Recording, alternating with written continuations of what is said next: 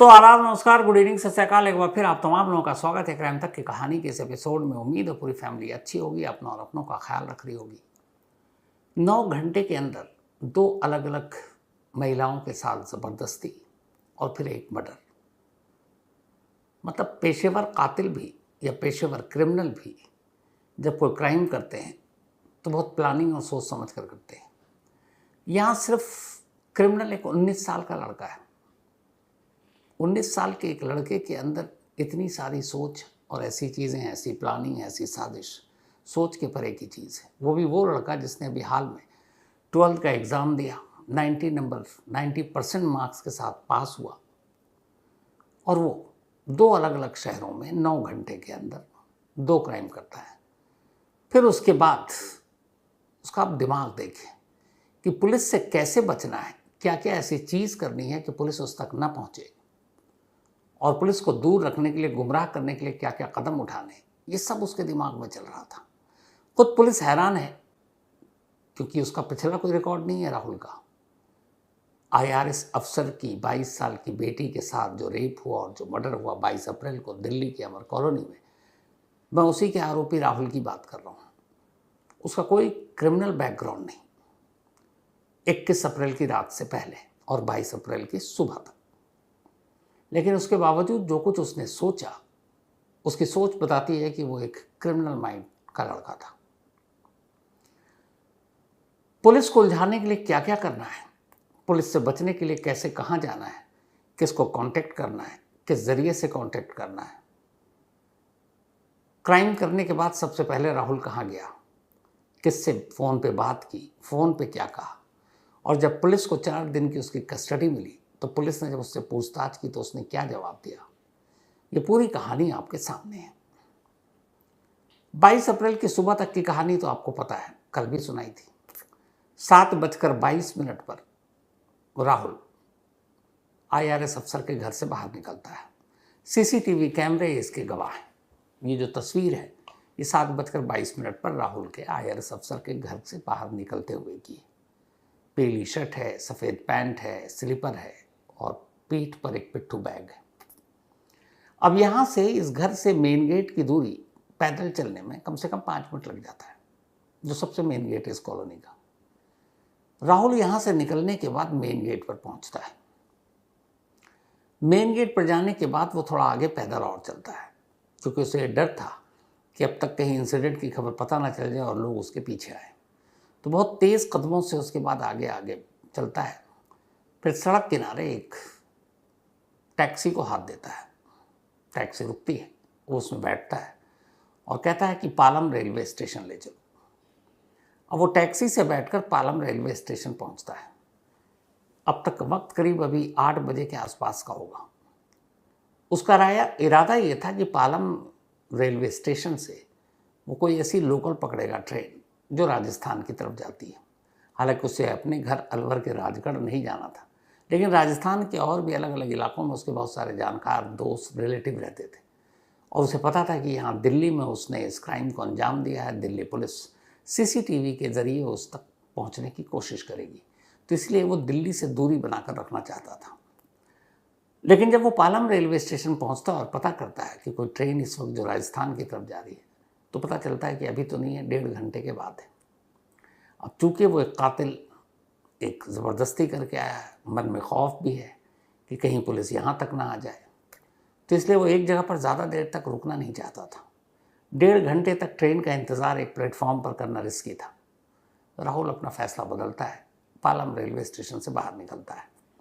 इसके बाद वो एक दूसरी टैक्सी करता है और फिर सीधे वहाँ से द्वारका सेक्टर 9 पहुँचता है।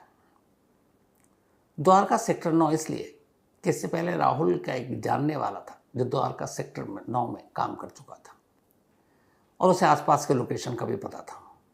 वो द्वारका सेक्टर 9 जाता है, उसी कपड़े में पिट्ठू बैग अब भी उसके पीठ पर है, और फिर द्वारका सेक्टर 9 में जाने के बाद एक कैसल मेरिडियन होटल है।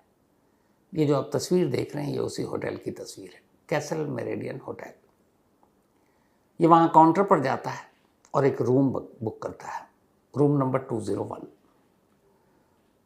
फिर उसी रूम में एंट्री करता है, इसने अपने चूँकि कार्ड वार्ड दिए तो होटल वालों को भी कोई ऑब्जेक्शन थी नहीं और दे दिया। और अब तक राहुल की खबर या तस्वीर इस तरीके से सामने नहीं आई थी। अब राहुल सीधे रूम में जाता है और इसके बाद वो रूम से बाहर नहीं निकलता। जब उसने चेक इन किया कैसल मेरिडियन में, द्वारका सेक्टर 9 में, जो कि कैलाश कॉलोनी जहाँ उसने क्राइम किया था उससे करीब करीब 15 किलोमीटर की दूरी पर है और एयरपोर्ट के करीब है, और वहाँ से फिर गुरुग्राम और फिर राजस्थान का रास्ता भी जाता है मुंबई दिल्ली एक्सप्रेसवे के ज़रिए। लेकिन वो किसी तरह से वक्त ख़रीदना चाहता था ताकि छुपे और फिर आराम से निकले। अब वो 201 रूम के अंदर है 9:30 बजे। अंदर जाने के बाद वो जो पहला काम करता है वो फ़ोन निकालता है। वो फ़ोन उसका अपना नहीं है, वो गिरवी है ऑलरेडी लूडो की लत के चक्कर में। उस फ़ोन से अब वो उसी होटल के वाईफाई का पासवर्ड पूछता है। जो भी होटल के अंदर आकर रुकते हैं जो गेस्ट, उनको पासवर्ड दे दिया जाता है होटल के अंदर वाईफाई यूज़ करने के लिए। तो होटल का वाईफाई पासवर्ड लेता है, मोबाइल को अपने ऑन करता है और उस वाईफाई से वो पहला कॉल गुरुग्राम में रहने वाले अपने चचेरे भाई, उसके चाचा के बेटे को करता है, जो गुरुग्राम में एक कंपनी में नौकरी करता है। फ़ोन करने के बाद वो उससे पूछता है, ये घबराया हुआ था। उसका कज़न उससे पूछता, तेरी आवाज़ इतनी घबराहट में क्यों है, तू घबराया हुआ क्यों है? तब वो कहता है अपने भाई से, कज़न से, कि भाई मैंने दिल्ली में एक कांड कर दिया है और शायद मैं मरने वाला हूँ। पुलिस मुझे कभी भी पकड़ लेगी। लेकिन मैंने जो अलवर के बारे में मेरे ऊपर इल्ज़ाम लग रहा है वो झूठा है, मैंने अलवर में कोई रेप नहीं किया। चूँकि उसके कज़न को ये पता था कि अलवर में उसके खिलाफ मुकदमा दर्ज हो चुका है एक रात पहले, वो चाचा का बेटा है तो गांव की सारी खबरें उस तक भी हैं। तब उसने कहा कि अलवर वाली बात झूठ है, लेकिन मैंने दिल्ली में एक कांड कर दिया है। क्या किया ये उसने नहीं बताया, और उसने कहा कर दिया है, शायद मैं मर जाऊं और वरना पुलिस तो मुझे पकड़ ही लेगी। इतना बताकर वो फ़ोन काट देता है। अब इसके बाद वो इसी कैसल मेरिडियन होटल के अंदर है। पुलिस अब तक राहुल को सीसीटीवी कैमरे के ज़रिए पहचान चुकी थी। हालांकि पुलिस इस बात को भी लेकर परेशान थी कि 8 महीने तक इस घर में राहुल ने काम किया। इस दौरान में घर का सारा सामान, रोज़मर्रे की ज़रूरत की चीज़ लाने का काम वही करता था, और उसे पता था कि इस कॉलोनी में चारों तरफ सीसीटीवी कैमरे लगे। उसे ये भी पता था कि इस घर के सामने भी कैमरे लगे जहाँ वो कार के पास खड़ा हुआ था। उसे ये भी पता है कि मेन इस कॉलोनी के एंट्री के मेन गेट पर भी कैमरे लगे। तो पुलिस को ये समझ में नहीं आया कि अगर वो इस घर में किसी क्राइम को करने के इरादे से आया था तो उसने अपना चेहरा क्यों नहीं ढका, या तो कैप से या फिर मास्क से, किसी भी चीज़ से। पर फिर पुलिस को लगा कि शायद उसे ये एहसास हो, डर हो कि अगर चेहरा ढक के जाएंगे तो लोगों का ध्यान उसकी तरफ जाएगा। तो खैर, अब पुलिस को राहुल का पता मालूम था। राहुल को ढूंढने के लिए अलवर के राजगढ़ में एक टीम जाती है, लेकिन राहुल वहाँ था नहीं, मोबाइल उसका बंद, नंबर ऑन नहीं। तब पुलिस फिर ऐसे लोगों की तलाश शुरू करती है जो दिल्ली में या दिल्ली के आसपास रहते हैं, जो राहुल के दोस्त हों या रिश्तेदार हों। तो जब घर वालों से पूछताछ होती है, गांव वालों से पूछताछ होती है, तब वो बताते हैं कि साहब गुरुग्राम में उसका एक कज़न रहता है और उसके साथ उसकी करीबी भी है। तो जैसे ये बात पता चलती है, पुलिस को लगा कि वो पक्का गुरुग्राम में अपने भाई के यहाँ छुपा होगा। अब गांव वालों से पुलिस उस कज़न का नंबर लेती है, उस नंबर को सर्विलांस पर लगाती है, लेकिन कोई ऐसी जानकारी नहीं मिलती। पर हाँ, पुलिस देखती है कि इसके बाद 2-3 कॉल इंटरनेट कॉलिंग के थ्रू की गए। तब तक पुलिस की एक टीम गुरुग्राम पहुंच गई थी, उसके कज़न को उठा लिया। उसके बाद पुलिस अपने साथ लाई, अब कड़ाई से पूछताछ। तब कज़न ने पहली बार बताया कि सुबह उसके पास एक कॉल आया था और कॉल राहुल ने किया था, और राहुल ने ये कहा था कि दिल्ली में मुझसे एक कांड हो गया, पुलिस मुझे पकड़ लेगी, मैं मर भी सकता हूँ, लेकिन अलवर में मैंने कुछ नहीं किया। अब जब ये सारी चीज़ें पता चली तो फिर पुलिस ने उस कॉल को जो किया और जो भी नंबर था उसके ज़रिए फिर डिटेल पता करना शुरू किया तो पता चला कि ये दिल्ली के द्वारका सेक्टर 9 के होटल कैसल मेरिडियन के वाईफाई को इस्तेमाल कर फ़ोन किया गया। पुलिस की फ़ौरन एक टीम पहुंचती है और ये सारी चीज़ों में कई घंटे बीत चुके। अब शाम के करीब 6 बजने वाले हैं। 5:45 के आसपास पुलिस की टीम कैसल मेरिडियन में दाखिल होती है, लेकिन सादी वर्दी में, ताकि उन्हें यह था कि अगर राहुल कहीं आसपास हो, रिसेप्शन पे हो, तो पुलिस की वर्दी देखकर भाग न जाए। पर इत्तेफाक से कोई था नहीं। पुलिस जाकर पूछती है, तस्वीर दिखाती है, रजिस्टर मांगती है कि आज कौन कौन यहाँ आया। इत्तेफाक से उस रजिस्टर में राहुल का नाम भी असली था। वो अपने ओरिजिनल नेम से उसने रूम लिया था। इसके बाद रूम नंबर पता चलता है। पुलिस होटल के स्टाफ हाउसकीपिंग वालों को साथ लेकर 201 के बाहर दे जाती है। डोरबेल बजाती है। हाउसकीपिंग वाला बताता है कि मैं कौन हूँ। राहुल को लगा कि होटल वाला है। दरवाज़ा खोलता है, पीछे सादी वर्दी में पुलिस। राहुल अब दिल्ली पुलिस के शिकंजे में था। इसके बाद पुलिस अब उसे लेकर अपने साथ वापस आती है अमर कॉलोनी, जो थाना पड़ता है, वहाँ। थाने में लाकर अब राहुल से पूछताछ शुरू होती है। राहुल से अलग अलग किस्तों में लंबी पूछताछ हुई। उस पूरी पूछताछ में राहुल ने क्या क्या बताया, दिल्ली पुलिस के जो सोर्सेज उनके हवाले से आपके सामने रखता हूं। जो पहली चीज थी वो ये कि तुमने ये क्राइम किया, IRS अफसर की 22 साल की बेटी का मर्डर किया, रेप किया।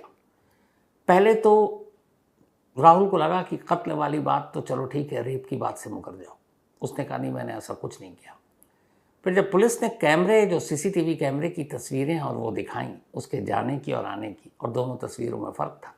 राहुल जब गया तो पीली शर्ट, काली पैंट और शूज़ में गया था, कोई पिट्ठू बैग नहीं। लेकिन जब वह वापस आया तो पीली शर्ट, वाइट ट्राउज़र और स्लीपर, जूता गायब और पीठ पे पिट्ठू बैग।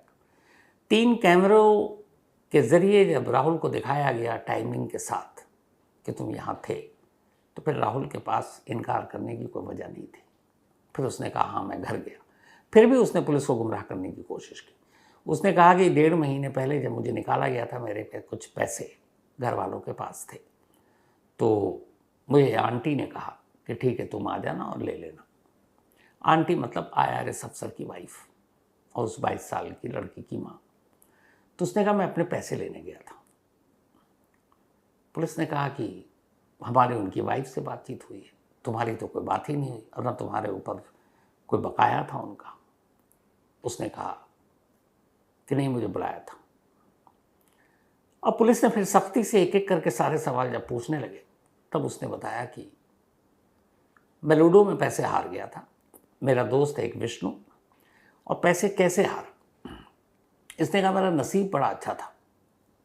20 अप्रैल तक ये लूडो खेल के ऑनलाइन गेमिंग से 5 लाख रुपए जीत गया था राहुल। पहली बार जब से उसको इसकी लत लगी थी, इतना बड़ा अमाउंट जीता था।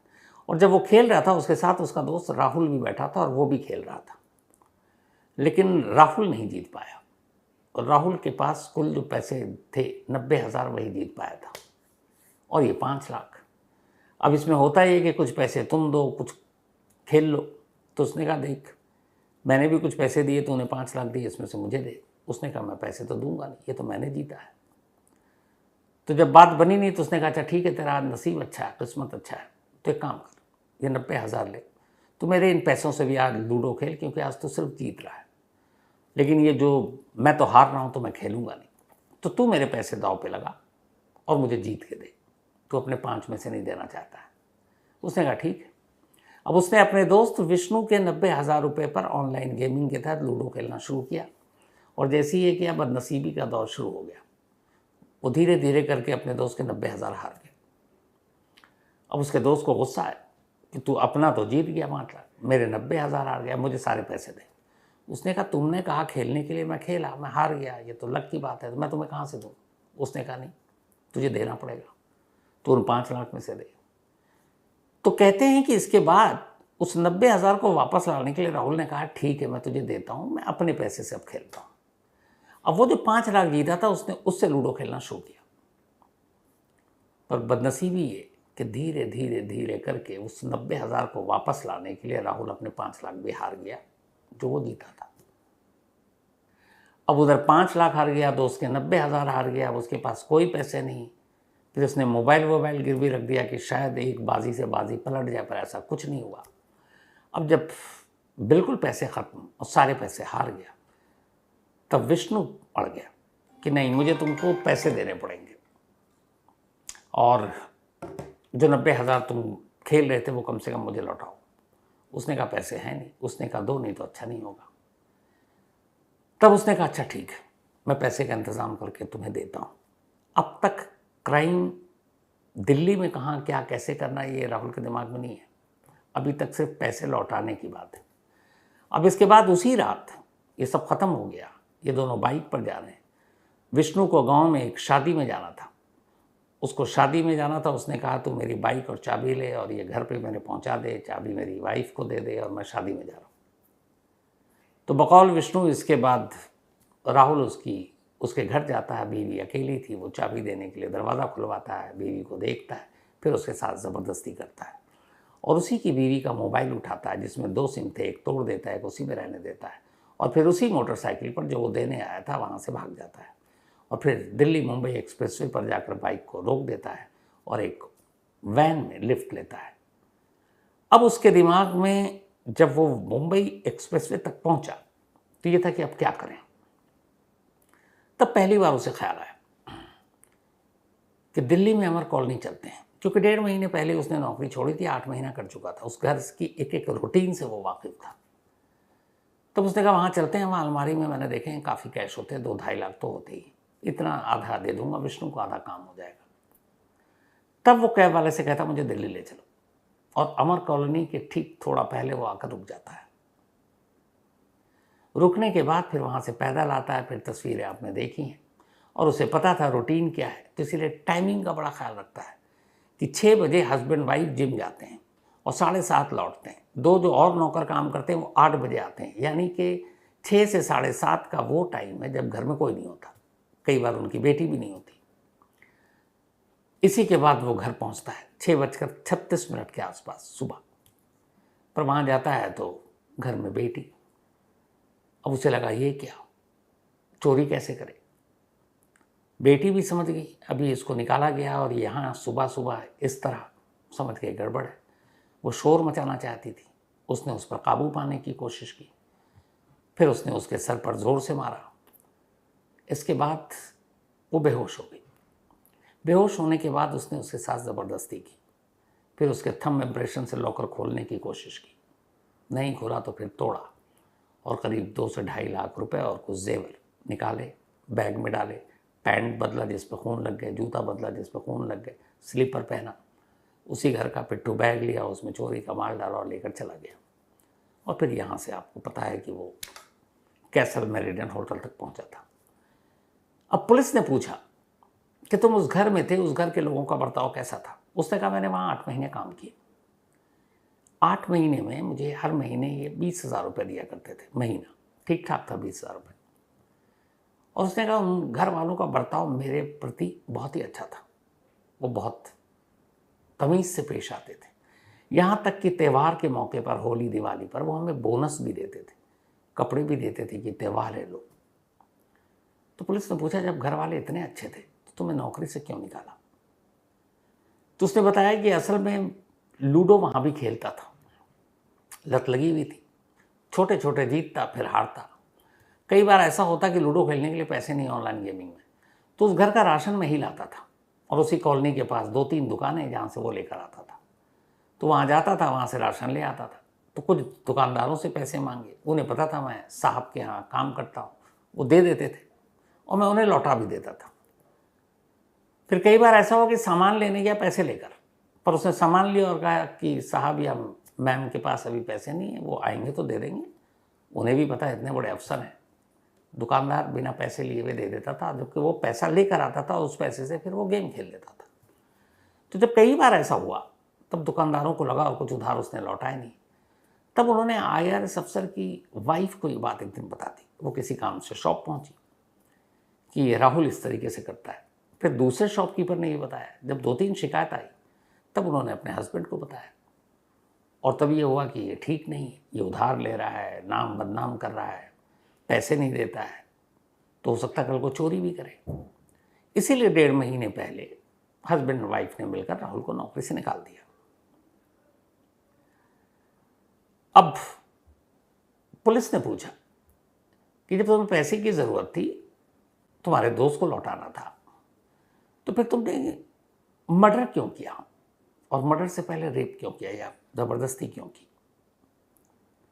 तब राहुल ने जो पुलिस को बताया वो ये कि अगर मुझे दीदी पैसे दे देती तो ये सब नहीं होता। अब आप सोचिए, जिस लड़की की उसने आबरू लूटी, अब उसे दीदी कह के संबोधित कर रहा है। कह रहा अगर दीदी मुझे पैसे लेने दे देती या पैसे दे देती तो ये सब कुछ नहीं होता, फिर मैं कुछ नहीं करता।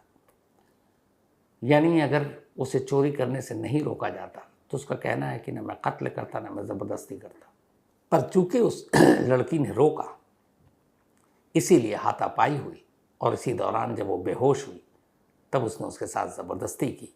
फिर उसे ये डर था कि अब वो चूँकि पहचान चुकी है, उसे घर में आया है तो वो सबूत छोड़ना नहीं चाहता था और इसीलिए उस वक्त वहाँ एक मोबाइल का चार्जिंग वायर पड़ा था जो उसने उसके गले में बेहोशी के आलम में डाला, गला घोंटा और जब उसे यकीन हो गया कि वो मर गई तब फिर आराम से उसे अभी भी घड़ी देख रहा था।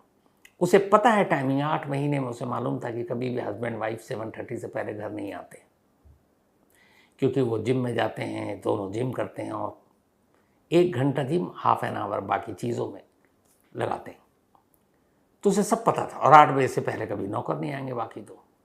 तो तसल्ली से बिना खौफ के कपड़े बदलता है, जूते उतारता है, स्लीपर पहनता है, IRS अफसर का ही पैंट उठाता है अलमारी से, फिर वो सारे पैसे और वो कैश लेता है, वहीं से एक बैग ढूंढता है, उसमें डालता है और फिर नीचे तसल्ली से, आप CCTV कैमरे में जब जाते हुए देखेंगे तब भी वो घबराहट में नहीं है, वो चला जाता है।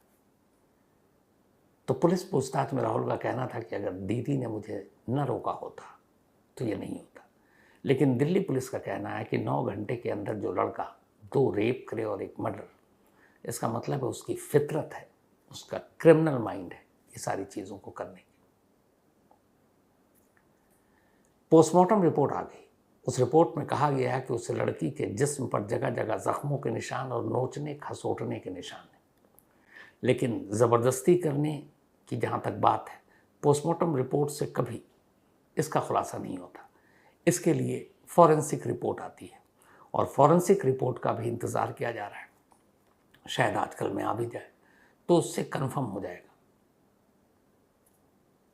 19 साल का लड़का, सोचिए, 9 घंटे 2 ऐसी वारदात और उसके बाद बचने के लिए भी कि कैसे कहाँ जाना है, रेलवे स्टेशन जाना, होटल जाना, फ़ोन कैसे इस्तेमाल करना है, सारी बातें पता है। मतलब क्रिमिनल बैकग्राउंड ना होते हुए भी उसका पूरा दिमाग एक क्रिमिनल की तरह ही चल रहा था और वो 19 साल। तो ये थी अफसोसनाक कहानी। अब आपसे मुलाकात होगी कल रात 9 बजे किसी नई कहानी के साथ। तब तक अपना और अपनों का ख्याल रखिएगा। Thank you very much.